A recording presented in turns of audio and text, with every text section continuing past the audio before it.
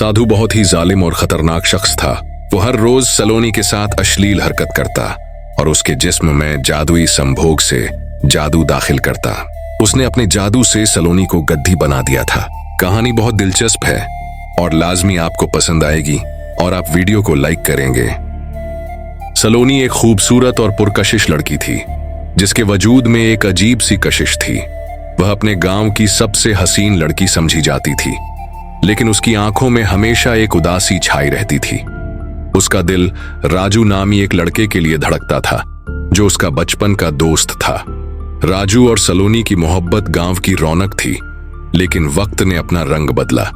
राजू की शादी किसी और लड़की से हो गई और वह अपनी नई जिंदगी में मसरूफ हो गया। सलोनी का दिल टूट गया, लेकिन उसकी मोहब्बत खत्म नहीं हुई। वह राजू को वापस पाने के लिए कुछ भी करने को तैयार थी। एक दिन सलोनी ने सुना कि एक पुराने मंदिर के करीब एक साधु रहता है जो लोगों की मुरादें पूरी करता है। यह मंदिर एक परासर जगह थी जहां लोग बहुत ही कम जाते थे। कहा जाता था कि यह जगह जिन्नात और जादू से भरी हुई है। सलोनी ने सोचा, शायद यही वह जगह है जहां उसकी मुराद पूरी हो सकती है। वह राजू को वापस पाने के लिए किसी भी हद तक जाने को तैयार थी, चाहे उसके लिए अपनी रूह तक को खतरे में डालना पड़े। सलोनी मंदिर के करीब पहुंची तो वहां एक बूढ़ा साधु बैठा था। उसके इर्द गिर्द 2-3 और लोग भी थे। साधु की आंखों में एक अजीब सी गहराई थी।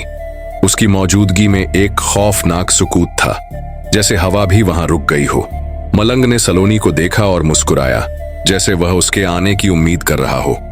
सलोनी, तुम्हारी आंखों में एक ख्वाहिश है, तुम्हें किसी की जरूरत है ना? साधु की आवाज में एक जादुई कशिश थी, जैसे वह सलोनी के दिल की गहराइयों तक पहुंच रहा हो। सलोनी ने हाँ में सर हिलाया।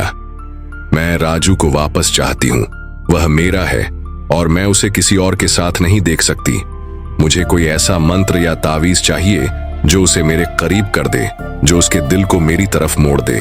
मलंग ने अपनी आंखों में एक अजीब सी चमक के साथ जवाब दिया, तुम्हारी ख्वाहिश पूरी हो सकती है सलोनी, लेकिन हर ख्वाहिश की एक कीमत होती है। क्या तुम उस कीमत को अदा करने के लिए तैयार हो? सलोनी ने बिना किसी हिचकिचाहट के जवाब दिया, हाँ, मैं कुछ भी करूंगी, बस मुझे राजू वापस चाहिए। साधु ने कहा, यह बहुत खतरनाक रास्ता है, इस पर चलकर तुम फिर वापस नहीं आ सकोगी। तुमको अपने जिस्म, अपनी रूह की कुर्बानी देनी होगी। सलोनी ने कहा, जो भी हो जाए, लेकिन मैं राजू को हासिल करना चाहती हूँ। साधु ने एक गहरी सांस ली और उसके हाथों में एक छोटा सा तावीज थमा दिया। यह तावीज तुम्हारी मुराद पूरी करेगा, लेकिन याद रखना, यह सिर्फ तुम्हारी ख्वाहिश को पूरा नहीं करेगा, बल्कि तुम्हारे दिल और दिमाग को भी बदल देगा।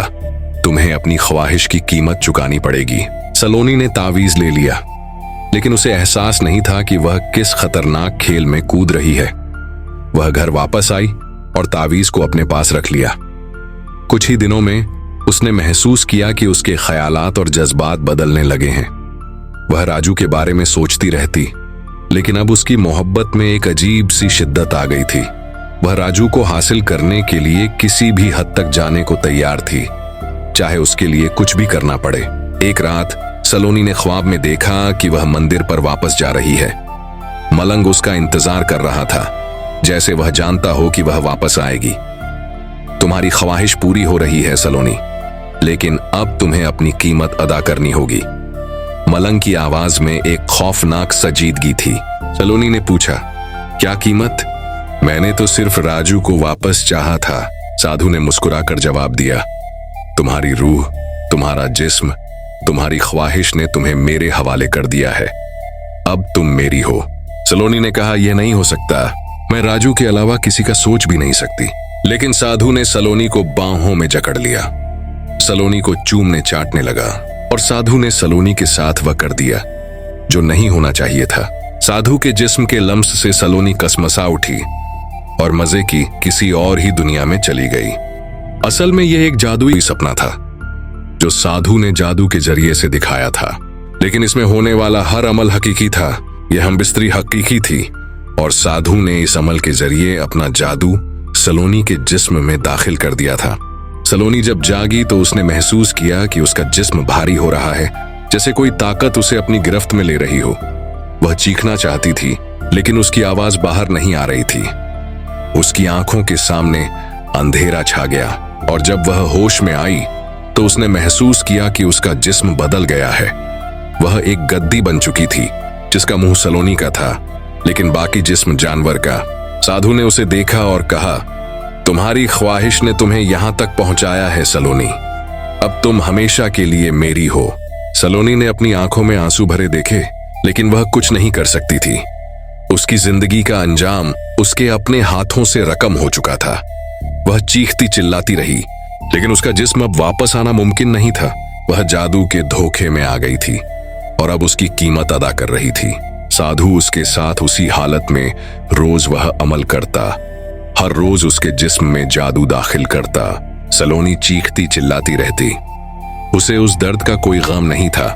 गम उस बात का था कि वह तो यह अमल, यह जिस्मानी ताल्लुक अपने आशिक राजू से करना चाहती थी, जिसको हासिल करने के लिए वह इस हद तक पहुंच चुकी थी कि अब उसका खूबसूरत जिस्म भी गद्दी का बन चुका था और वह कुछ भी नहीं कर पा रही थी।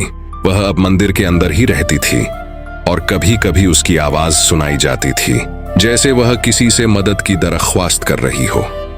एक रात जब साधु ने उससे जिस्मानी ताल्लुक बना रहा था और सलोनी के जिस्म में अपना जादू दाखिल कर रहा था, उस वक्त सलोनी के टकराने से एक बर्तन जमीन पर गिर गया और उसके गिरते ही साधु की चीख सुनाई दी और उसका जादू टूट गया। जो शैतान उसके कब्जे में थे वह आजाद हो गए और उसी वक्त साधु ने खुद को एक शैतानी कुव्वत के कब्जे में पाया। शैतानी ताकतों ने उसे जलाकर भस्म कर दिया और साधु मर गया।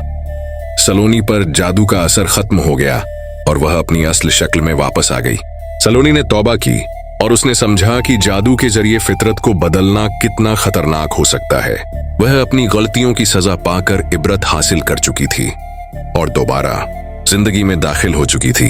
अब उसने अपनी जिंदगी को दोबारा बनाने का फैसला किया। सलोनी ने अपनी जिंदगी को दोबारा बनाने का फैसला किया। वो अब एक सादा जिंदगी गुजार रही है और उसने अपने आप को उस बात की जमानत दी है कि वो कभी भी दोबारा ऐसे रास्तों पर नहीं चलेगी जो उसे तबाही की तरफ ले जाएं। कहानी का खात्मा एक इबरतनाक सजा के साथ होता है। सलोनी की जिंदगी एक इबरत है कि जादू और ख्वाहिशें हमेशा हमारे लिए नुकसानदेह हो सकती हैं। वो अब एक खुशहाल और सादा जिंदगी गुजार रही है और उसने अपने आप को उस बात की जमानत दी है कि वो कभी भी दोबारा ऐसे रास्तों पर नहीं चलेगी जो उसे तबाही की तरफ ले जाएं।